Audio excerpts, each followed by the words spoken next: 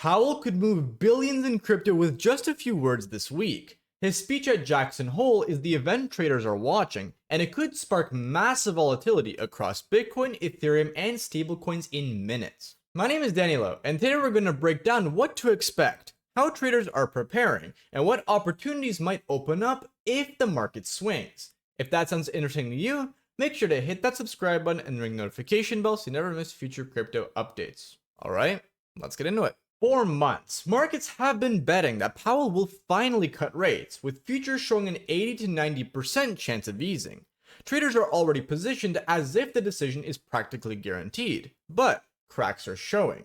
Big names such as Morgan Stanley and even Arthur Hayes, a former BitMEX CEO who often nails macro calls, are warning Powell may not cut at all. If they are right, the market is about to be caught completely off guard. And this week's decision is not just about whether rates move up or down. Powell has hinted at something much bigger, a potential reset of the Fed's policy framework. In other words, he could use Jackson Hole to lay out how the Fed plans to fight inflation over the next decade, not just the next quarter.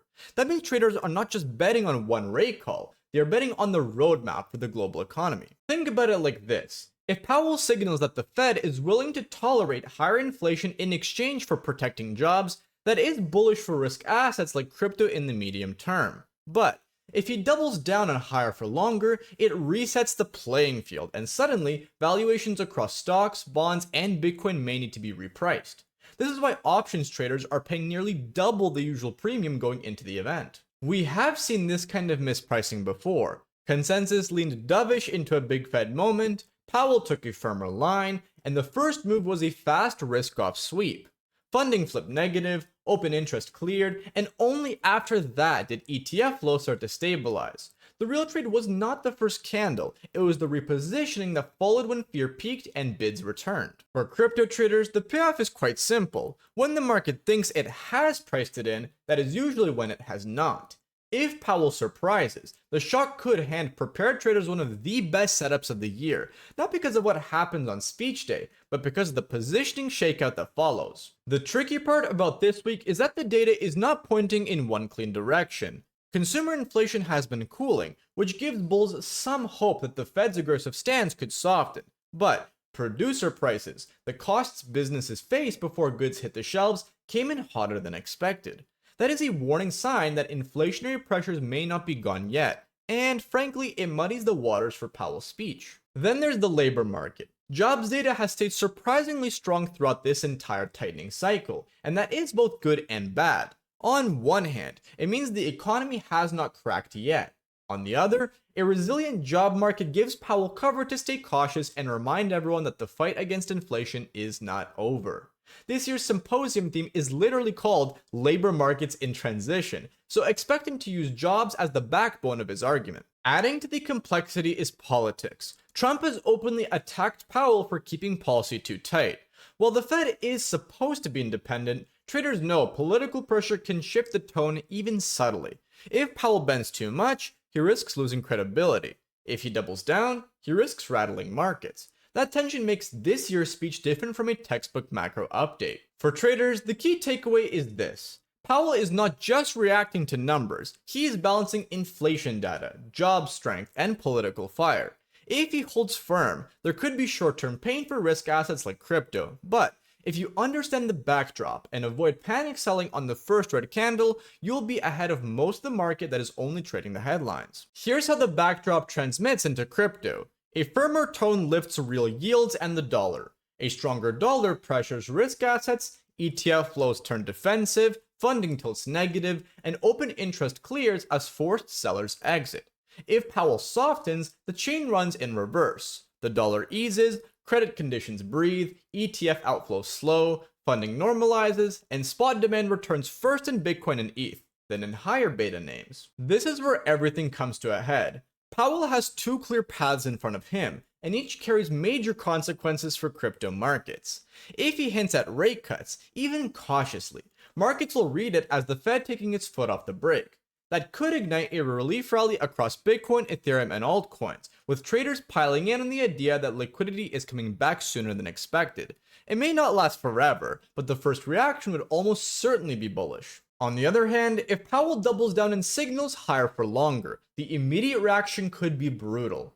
Risk assets hate surprises, and a hawkish stance right now would look like the Fed prioritizing credibility over market comfort.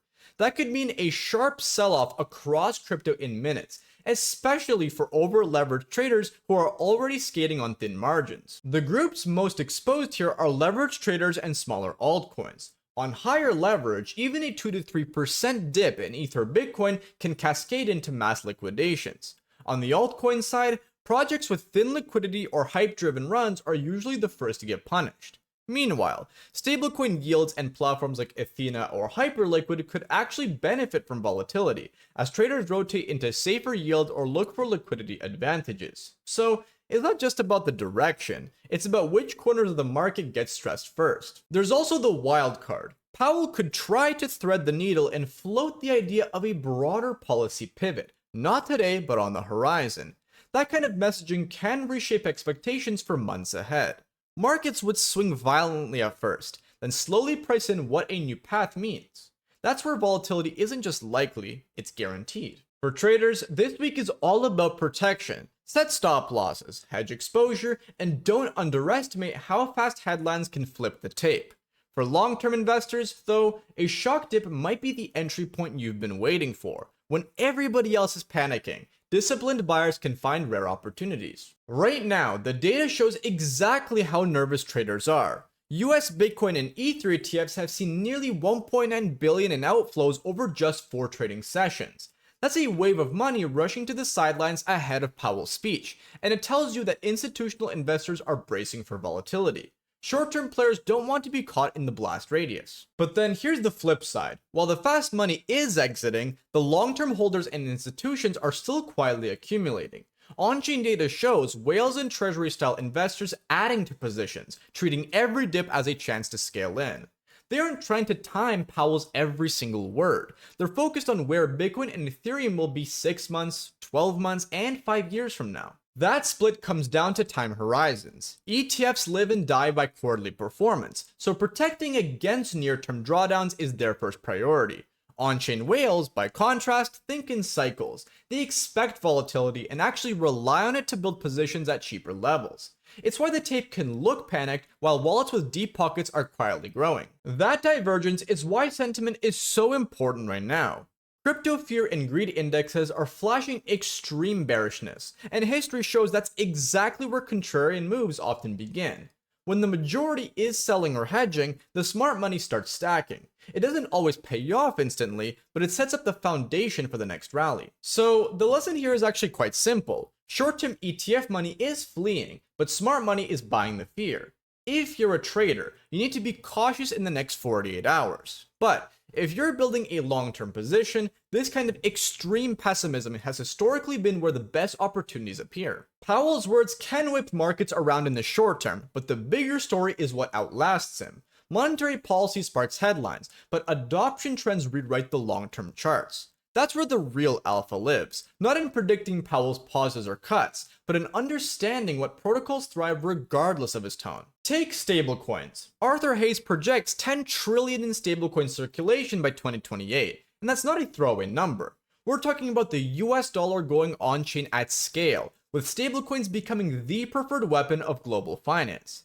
If distribution channels like Meta and X adopt them for peer-to-peer payments, you could see entire emerging markets dollarized, bypassing banks, SWIFT, and even local currencies. And the knock-on effects are massive. A 10 trillion stablecoin economy means liquidity pools, on-chain treasuries, and DeFi yield products operating at a scale that rivals traditional capital markets.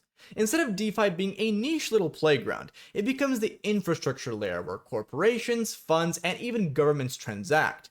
That shift doesn't just change crypto valuation, it redefines what global money looks like. And stablecoins are just one side of the coin. On Ethereum, the narrative is shifting towards infrastructure-level adoption. ETH is positioning as Wall Street's settlement layer, with products like Ethena soaking up demand for yield and synthetic dollar exposure. Meanwhile, Hyperliquid is carving out dominance in on-chain trading, showing that derivatives volume doesn't just have to live on centralized venues forever. These aren't fads, they're building blocks for the next financial system. The takeaway is clear. Ignore the short-term drama and position early in protocols that stand to benefit from the stablecoin supercycle and institutional on-chain adoption. The long-term money won't be made reacting to Powell's speeches, but by being early to the rails that trillions of dollars eventually run through. Powell's speech is going to set the tone for markets in the short term. Whether he cuts or he holds, traders should be ready for volatility to spike and headlines to drive knee-jerk reactions across Bitcoin, Ethereum, and beyond. But while everyone else gets caught up in the noise, the real opportunity lies in the long game. Stablecoins, ETH infrastructure, and projects like Ethena and Hyperliquid aren't waiting for Powell. They're scaling because adoption is accelerating. Positioning early in these kinds of protocols is how you ride the next cycle, and not chasing candles on Fed Day. So, here's the takeaway. Don't overreact to immediate swings, use dips as entry points if you're long-term focused, and keep your eye on ETH, Ethena, and Hyperliquid. And now I want to hear from you. Do you think Powell cuts or holds, and how are you positioning around it? Drop your thoughts in the comments, I read all of them. If this gave you clarity, hit like and subscribe for more crypto content like this. Thanks for watching, and I'll see you in the next one.